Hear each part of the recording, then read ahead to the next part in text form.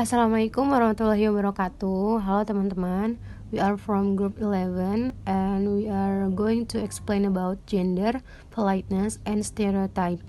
Before we start our explanation, let me to introduce myself. My name is Anita Khairunisa as the last speakers, and the first speaker is Alvan Amin, and the second speaker is Diana Danabila. Okay, I am Alvan Amin. I will continue the presentation. Di sini kita akan bahas tentang gender dalam sosiolinguistik. Jadi sebelum kita bahas ke gender dan sosiolinguistik sini, gender itu yang kita ketahui bahwa gender tidak akan terlepas dengan yang namanya sebuah bahasa. Nah, sebelum kita bahas ke gender dan bahasa di sini, kita harus mengetahui dulu bahwa sociolinguistic itu is the study of the effect of any and all aspects of society, including cultural norms, expectations, and context, on the way language is used and the effects of language use on society. Language is a tool of communications. Gender is a range of characteristics used to distinguish between males and females, particularly in the cases of men and women, and the masculine and feminine attributes assigned to them. Language and gender itself is an area of study within sociolinguistics, applied linguistics, and related fields that investigate varieties of speech associated with a particular gender or social norms for such gendered linguistic use.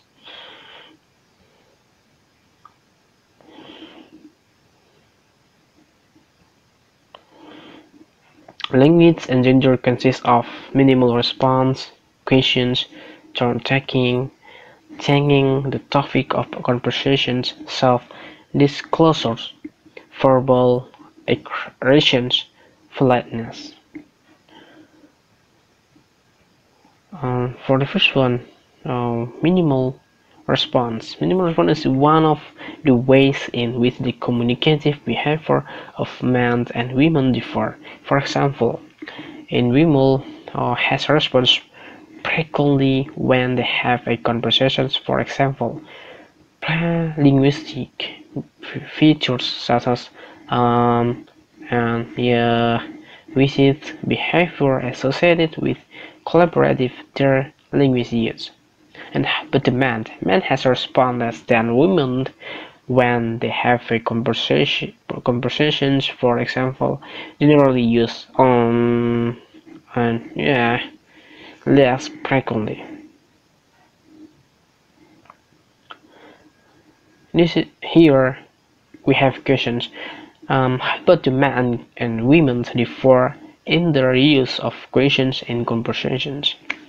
Men's language is heard as clearly their tightness, as lack of affect, competitiveness, as independence, as competence, as hierarchy, as control, or manually as something to define the different with women. And how about the women? The women use questions more frequently. They usually use question tag to avoid making strong statements, and then to reflect their conservatism, to presence consciousness, to avoid mobility, to insecurity, to difference, to nutrients, to emotional expressivity, to connectedness, to sensitivity to others, to solidarity. Women usually turn to pine when they want to ask something they very different with men.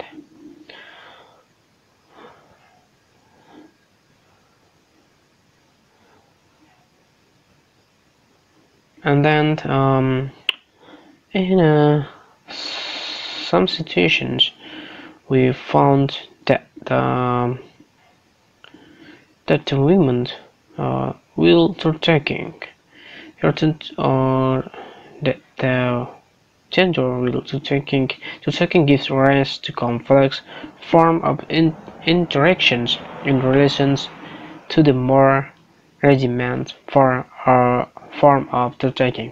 Female linguistic behavior characteristically encompasses a desire to take turns in conversations with others, which is opposite to man's tendency toward centering on their own point or remaining silent when present with such implicit offers of conversational turn-taking as are pervaded by Hegel such and isn't it?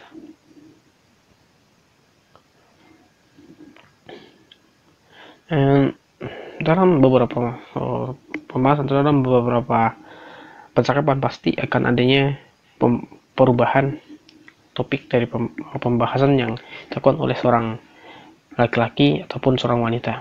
Nah, this is difference may well be at the root of the conceptions that women cater and talk too much, and may still sparkle the same thinking in some males.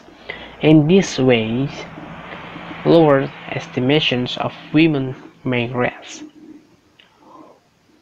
Nah, di sini ada beberapa topik yang akan dibahas oleh ataupun yang akan dirubah ataupun untuk bicara lebih lanjut, ataupun kadang seseorang itu berbicara pasti tidak akan membahas topiknya itu saja, pasti dalam beberapa segmen ataupun untuk lebih menarik pembahasan atau pembicaraan pasti akan dilakukan sebuah perubahan topik. Nah, di sini topik yang biasa dilakukan, yang biasa dibahas oleh seorang wanita adalah gossip, man, shopping, reading, personal relationship. Nah, bagaimana dengan seorang laki-laki? Laki-laki akan lebih tertarik membahas tentang farm, sport, women, politics, cars. Firm sering diartikan sebagai perusahaan ataupun di sini bukan hanya perusahaan atau bisa kita kaitkan dengan sebuah pekerjaan yang layak pada seorang laki-laki. Nah, bagaimana seorang laki-laki lebih tertarik tentang membahas sebuah firm? Karena laki-laki adalah sebuah pencari nafkah dalam sebuah keluarga, pasti dia akan lebih tertarik bagaimana nantinya dia akan bekerja, bagaimana dia mendapatkan gaji yang bisa mencukupi keluarganya. Pasti itu yang akan dipikirkan oleh seorang laki-laki. Dan kemudian sport akan dibahas, akan lebih menarik, akan lebih tertarik kepada laki-laki karena jiwa seorang laki-laki itu pasti dia akan lebih menyukai sport. Dan kemudian women, pastilah seorang laki-laki pasti akan tertarik membahas tentang women di sini. Begitu juga dengan woman akan tertarik membahas tentang man. Dan kemudian man akan membahas tentang politics and cars. Nah, politik pasti akan dibahas dalam di akhir percakapan seorang laki-laki. Nah, ini akan membuat seorang laki-laki lebih asik ketika dia mengubah pembicaraan menjadi pembicaraan memperbarui dengan topik. Nah, kemudian self-disclosures. Nah, self-disclosures is the process was originally defined as telling other about the self.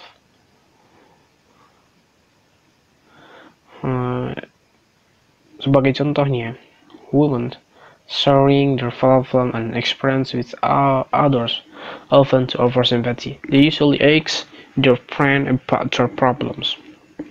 And the man, male tendencies to non-self disclosure and professing advice or offering a solutions when confronted with another's problems, because men usually solve their problems by themselves.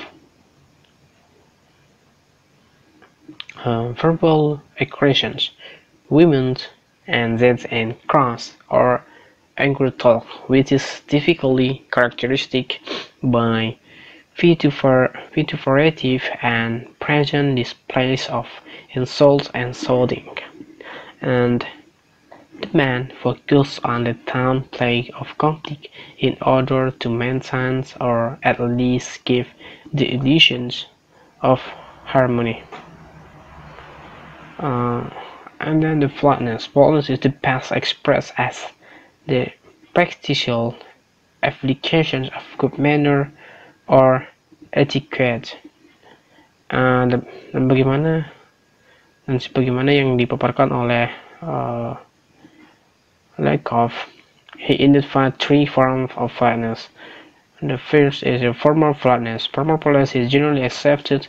Formal standard usually denotes professionalism, whereas the absence or lack of standard would be seen as a casual. And then different flatness. Different flatness is the conditions of submitting to the exposed legitimate influence of one's superior or superiors. Camaraderie flatness is a goodwill and light-hearted rapport between or among friends. Comradeship, it is usually used when we speak with our friend.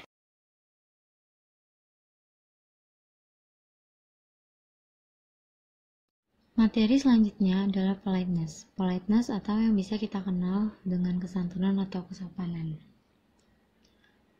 Kesopanan linguistik dapat didefinisikan sebagai suatu cara saat bahasa digunakan dalam percakapan untuk menunjukkan perasaan atau keinginan kepada lawan bicara, untuk membangun interpersonal atau perilaku politik, dan untuk memenuhi aturan pada masyarakat serta budaya yang dianggap sesuai dan pantas dalam berperilaku. Jenis-jenis kesopanan. Brown and Levinson membagi jenis kesopanan ke dalam 4 jenis. Jenis yang pertama adalah belt on record. Dalam situasi ini, biasanya lawan bicara dibuat sedikit tidak nyaman. Situasi ini biasanya terjadi pada keadaan yang mendesak atau darurat, sehingga akan timbul ekspresi-ekspresi memerintah atau meminta sesuatu. Efisiensi sangat ditentukan pada situasi ini, sehingga muncul ketidakadaan kerjasama dan kepedulian di antara pembicara dan pendengar. Jenis yang kedua adalah positive politeness. Positive politeness merupakan situasi yang berorientasi pada tanggapan ekspresi wajah yang positif dari pendengar. Ekspresi tersebut merupakan ekspresi pada saat seseorang merasa dihargai dan diterima oleh orang lain.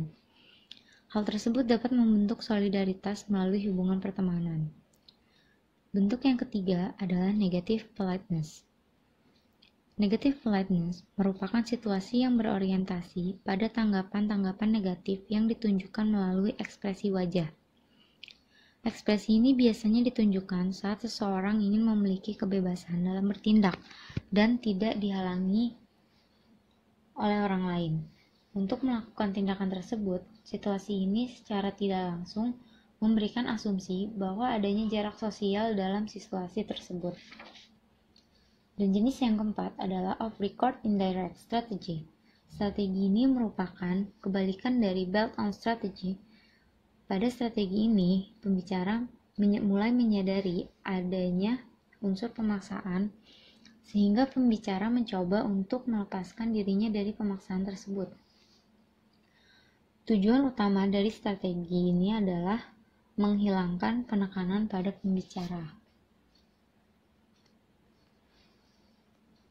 Bentuk kesopanan. Bentuk kesopanan terdapat 4 bentuk kesopanan. Yang pertama adalah politeness principle atau penerapan prinsip kesopanan. Penerapan prinsip kesopanan dapat ditunjukkan melalui kesenangan, rasa hormat, dan rasa simpati kepada orang lain. Prinsip kesopanan memiliki tujuan agar pembicara tidak merendahkan orang lain saat berbicara, sehingga berkomunikasi yang dilakukan dapat berjalan dengan lancar. Contohnya, seperti seseorang yang berinisial A memberikan selamat kepada orang yang mendapatkan promosi. Orang tersebut telah menerapkan prinsip kesopanan. Namun, lawan bicaranya, seseorang yang berinisial B, merespon dengan tidak menerapkan prinsip kesopanan. Bentuk prinsip kesopanan yang keempat adalah avoid using taboo words atau menghindari kata-kata yang tabu. Kata tabu merupakan kata-kata yang tidak lazim dalam berkomunikasi sehari-hari. Kata yang tabu biasanya merujuk pada kata yang dianggap kotor dan kasar. Contohnya seperti yang ditampilkan di layar saat seseorang ingin meminta izin untuk ke toilet. Bentuk kesopanan ketiga adalah eufisme. Eufisme merupakan ungkapan yang diperhalus. Biasanya, eufisme digunakan untuk menghindari kesan yang negatif. Eufisme itu seperti lawan dari avoiding using taboo words atau penggunaan kata yang tabu. Seperti yang ditampilkan di layar, contohnya saat seseorang ingin izin ke toilet dengan bahasa yang lebih sopan. Dan jenis kesopanan yang terakhir adalah bentuk kesopanan yang terakhir adalah hierophonic words. Hierophonic merupakan kata yang digunakan untuk mengungkapkan rasa hormat dalam berbicara dan menyapa seseorang. Hierophonic biasanya digunakan untuk membedakan tingkatan seseorang. Contohnya seperti saat kita berbicara kepada seorang raja dan ratu. Saat kita berbicara kepada guru atau wanita, kita biasanya menggunakan kata miss atau ma'am. Namun, saat kita berbicara kepada seorang raja atau ratu, kita menggunakan kata your majesty. Kata tersebut menunjukkan bahwa adanya tingkatan yang lebih tinggi dari seseorang yang berbicara.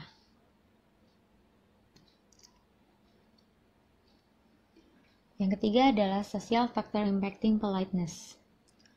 Terdapat 3 faktor umum yang mempengaruhi faktor kesopanan pada saat berbicara.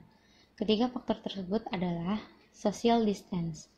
Jarak sosial merupakan hubungan kedekatan lawan bicara. Jika dua orang memiliki hubungan yang dekat, maka biasanya mereka akan menggunakan bahasa yang casual. Namun, jika dua orang yang berkomunikasi tidak memiliki hubungan yang dekat, maka akan menggunakan bahasa yang formal dalam percakapan. Contohnya, saat kita berbicara kepada seorang teman, kita akan menggunakan bahasa sehari-hari yang lebih santai. Namun, jika kita berbicara kepada orang yang lebih tua, maka kita akan berbicara dalam bahasa yang lebih formal. Yang kedua adalah power.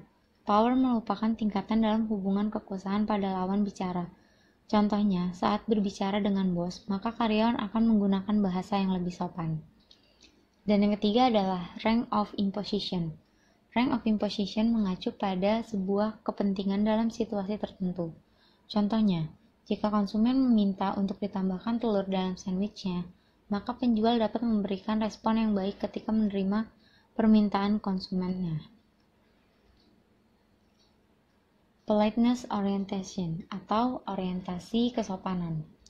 Terdapat 2 jenis orientasi kesopanan. Yang pertama adalah group oriented strategies. Group oriented strategies merupakan bentuk strategi yang digunakan dalam mengekspresikan solidaritas, saling ketergantungan, dan afiliasi. Biasanya, orientasi ini digunakan oleh seseorang yang memiliki kesamaan dalam berbahasa. Contohnya, saat orang Jawa berbicara dengan sesama orang Jawa, maka mereka dapat berbicara menggunakan bahasa Jawa dengan bebas, karena ada kesolidaritasan yang dilatar belakangi oleh suku yang sama. Kemudian, individual oriented strategy. Individual oriented strategies merupakan bentuk strategi yang digunakan dalam menjaga individualitas dan kebebasan bertindak kepada lawan bicara. Biasanya orientasi ini digunakan oleh seseorang yang memiliki latar belakang budaya yang berbeda. Contohnya, pada saat orang asing berkunjung ke negara lain, cenderung menggunakan strategi ini untuk menghindari kesalahpahaman dalam komunikasi. Pembahasan selanjutnya tentang stereotype. What is stereotype? Stereotype is static and oversimplified ideas about a group or social category that strongly influence our expectations and behaviors. According to Merriam-Webster, stereotype is describing a standardized mental idea that a certain social group has and represents an unsimplified, independent attitude. According to Cardwell, stereotype is fixed beliefs that are still too general about a particular group or class of people. Two general beliefs are based on the subjectivity of the reader. They don't fully know the original characteristic of other group. Jadi, stereotip ini menjadi salah satu aspek yang paling menarik dan mempesona dari masyarakat kita yang semakin mengglobal, seperti dampaknya pada interaksi sosial dan komunikasi manusia dalam hal hambatan dan faktor yang cenderung menuju dan menjauh dari sinkretisme budaya. Yang menonjol di antara faktor-faktor ini adalah stereotip sebagai aklimatisasi sosial atau proses reaksioner yang kita gunakan dalam stereotip sebagai cara untuk melawan norma, budaya, perilaku, dan realitas baru. Dan juga sebagai proses atau metode untuk menjadi lebih akrab dengannya dan akhirnya mengadopsi atau mengadaptasinya. Stereotip tanpa niat negatif menguji batas-batas dan kesesuaian nilai-nilai budaya, sosial, dan agama baru, serta penerimaan perbedaan yang terikat pada ciri fisik dan non-fisik. Stereotip merupakan sifat orang untuk mengembangkan gagasan tentang orang lain dan perilaku mereka berdasarkan pemahaman dan harapan diri kita sendiri. Kadang-kadang, perilaku dan nilai orang mencontohkan cermin diri kita, dan di lain waktu, mereka benar-benar berlawanan dengan kita. Ini mungkin berasal dari perkembangan evolusi sosial kita dari kelompok sosial yang terisolasi sederhana dari ras, budaya, etnis, komunitas, dan wilayah sehingga masyarakat global yang sekarang sangat terintegrasi di mana kita harus tetap menegaskan identitas individu dan kelompok kita sendiri sambil berjuang untuk menghargai dan menerima orang lain, terutama ketika mereka berada di luar norma dan nilai kita. Selanjutnya, variable and social stereotyping processes. The first one is socialization. Dalam buku Dasar-Dasar Sosialisasi karya Sutaryo mengatakan bahwa sosialisasi merupakan satu proses bagaimana memperkenalkan sistem pada seseorang, serta bagaimana orang tersebut menentukan tanggapan serta reaksinya. Kita sebagai manusia sudah pasti tidak akan terlepas dari kegiatan sosialisasi ini, karena memang sudah takdirnya manusia diciptakan sebagai makhluk sosial. Sosialisasi dapat tercipta dengan siapapun.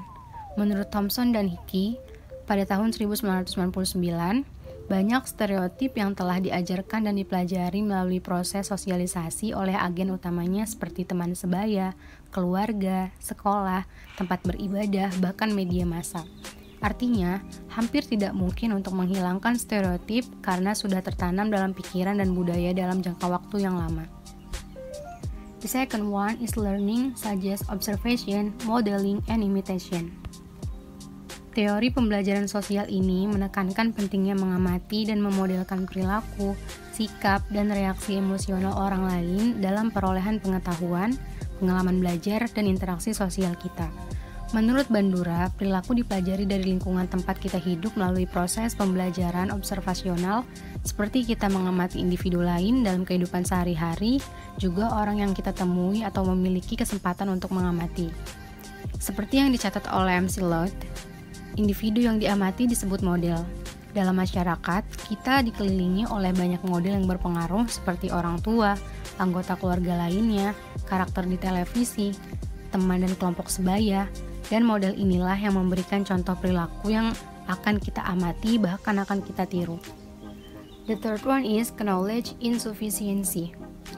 Ketidakcukupan pengetahuan sebagai manusia, kita sangat bergantung pada kemampuan kita untuk berspekulasi dan membuat asumsi, untuk menggeneralisasi dan menebak hal-hal yang saat ini tidak ada dalam tubuh pengetahuan, pembelajaran, dan pengalaman kita. Hal ini selalu mengarah pada stereotip saat kita berusaha mengisi celah dalam pemahaman kita tentang orang lain. Karena pengetahuan yang tidak mencukupi, kita harus berusaha sebaik mungkin untuk memahami dunia dan orang-orang di sekitar kita. Ketika budaya dan perilaku manusia berada di luar skema kita lebih mementingkan satu tindakan, sifat, atau karakteristik yang sangat penting ketika kita bertemu seseorang dari budaya baru atau orang asing. Dengan demikian, kami percaya bahwa semua orang lain adalah sebagai salah satu yang berperilaku seperti itu. Hal itu menjadi satu-satunya kerangka pemahaman seseorang untuk melihat orang lain dari budaya atau kelompok sosial itu sendiri sampai seseorang mengembangkan pengetahuan lebih lanjut atau memperoleh fakta yang lebih lanjut, atau bertemu dengan individu lain dari kelompok, ras, jenis, kelamin, kebangsaan, komunitas, atau organisasi yang seseorang stereotipkan.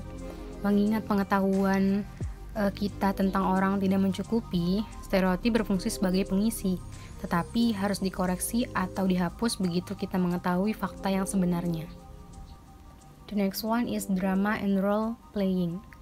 Drama dan permainan peran mewakili proses komunikasi dan interaksi sosial serta pemikiran dan gagasan karena asumsi statis yang terlalu disederhanakan yang kita miliki tentang orang lain sering digambarkan dan diperankan kembali oleh kita dalam drama atau permainan peran.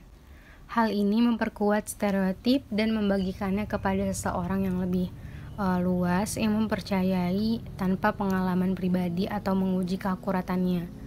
Melalui media massa televisi dan radio, serta internet, melalui saluran penyiaran modern dan media sosial, drama dan role-playing menjadi lebih tersebar luas yang menggambarkan stereotip oleh model seperti aktor dan presenter yang kita amati dan tiru, bahkan ketika itu hanya sebuah acting untuk para selebriti pendukung stereotip dan melakukan atau mencerminkan nilai atau sifat yang sebenarnya.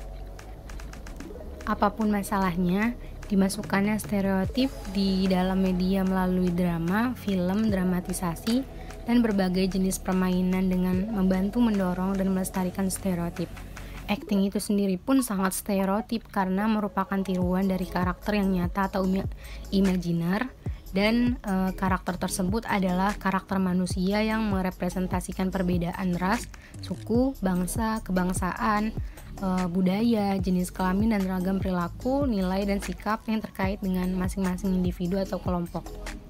Stereotip diabadikan dalam drama dan permainan peran, dan kita harus memperhatikan hal ini karena hanya aktor atau pemain film yang memainkan banyak peran, dan sayangnya stereotip mungkin satu-satunya cara yang paling layak untuk memainkan peran yang belum pernah kita alami sebelumnya.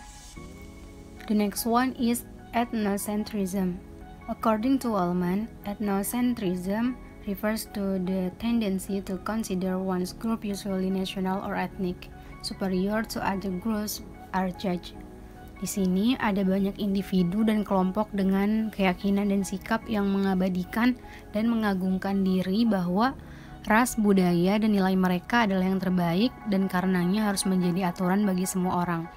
Etnosentrisme menyebabkan individu untuk mengembangkan sikap atau sindrom kepribadian di mana ada persepsi tentang realitas sosial yang terdiri dari kelompok-kelompok yang dengannya individu mengidentifikasi dan keluar kelompok yang mereka musuhi. Dengan demikian, menstereotipkan orang secara positif atau negatif tergantung pada keanggotaan dalam kelompok atau luar kelompok mereka dan tingkat hubungan sosial otoriter dan berorientasi kekuasaan. Dan mereka yang berada di luar kelompok kita kemungkinan besar akan distereotipkan secara negatif dalam upaya untuk merongrong nilai dan kepentingan mereka. The next one is cultural relativism. Ini dimaksudkan untuk masyarakat global kita yang sudah mulai menghargai fakta bahwa integrasi ras, etnik, politik, ekonomi, agama, dan budaya serta realitas pada masa depan umat manusia. Relativisme budaya pada dasarnya menentukan bahwa pola berperilaku harus dilihat juga dengan konteks asalnya, dan mengingat hal ini akan mendorong penerimaan orang lain dan toleransi untuk membantu mengurangi stereotip saat kita memahami bahwa apa yang aneh bagi kita pada orang lain mungkin itu semua adalah normal dalam budaya, masyarakat, kelompok, bangsa, atau organisasi mereka. Menurut Waldman, relativisme budaya mendukung pertimbangan pengaturan budaya sebagai faktor terpenting dalam mengevaluasi perbedaan atau pola tanggapan sosial yang berbeda dari kita. Relativisme budaya memperkuat gagasan bahwa setiap budaya, individu, ras, kebangsaan, dan perbedaan memiliki kelebihan masing-masing. Dengan demikian, diasumsikan bahwa mereka yang menganut relativisme budaya dan moral akan mengurangi sifat stereotip dalam memandang dan memperspektifkan tentang budaya dan kelompok orang lain. The last one is diversity atau keragaman. Keragaman sebagai peradaban masyarakat, kita adalah kelompok orang yang paling beragam yang pernah hidup di bumi, dan keanekaragaman menjadi salah satu pandangan dunia yang mendorong kemajuan dan tindakan. Keragaman telah memungkinkan seseorang untuk memperhatikan orang lain, terlepas dari banyaknya perbedaan yang menciptakan peluang untuk membuat stereotip dan perbedaan.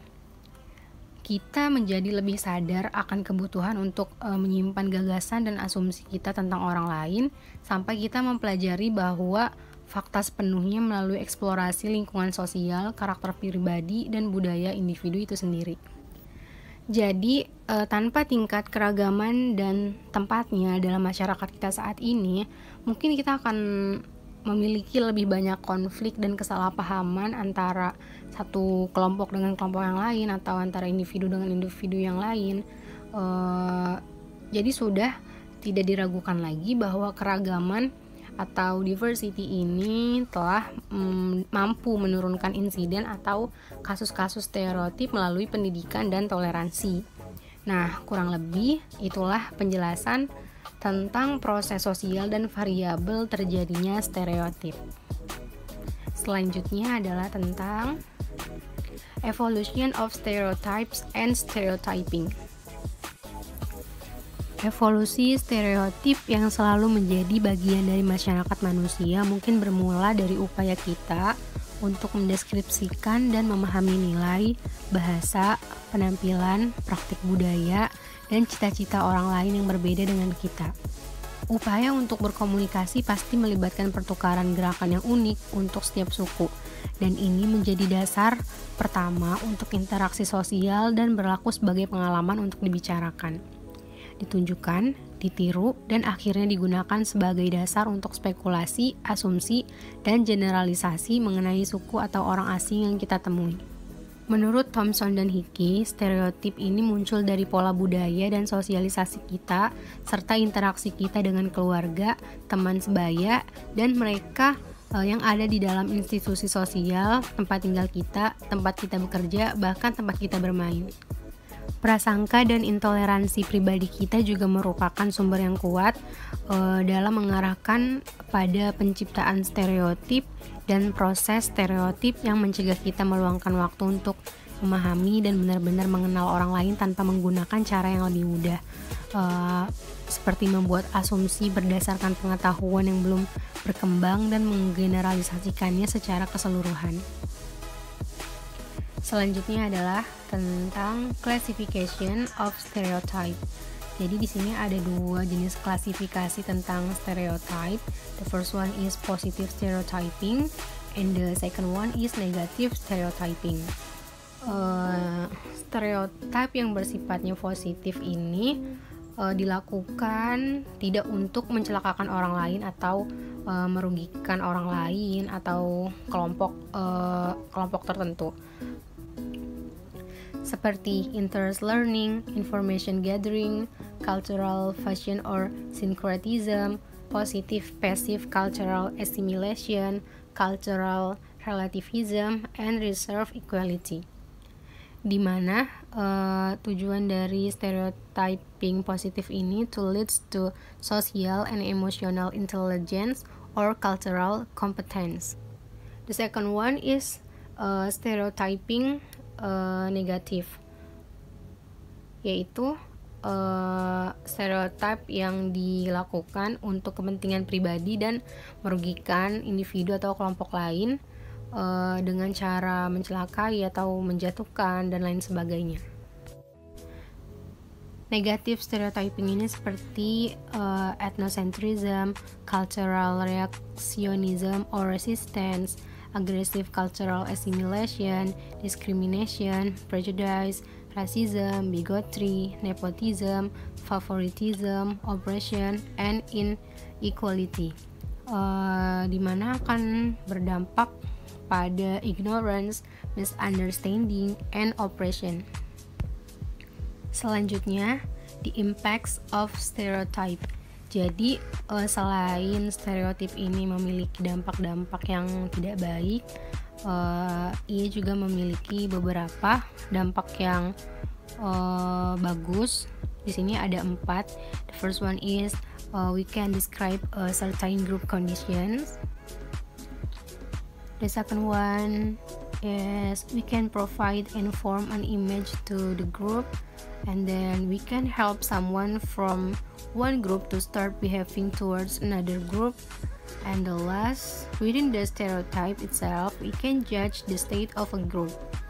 Next, kinds of stereotype. There are 5 kinds of stereotypes. The first one is stereotype in gender. Stereotype pada jenis kelamin. Contohnya seperti pikiran kita bahwa laki-laki itu adalah yang kuat, sedangkan perempuan itu adalah yang lemah. The second one is stereotype based on ethnicity, yaitu stereotip berdasarkan etnik.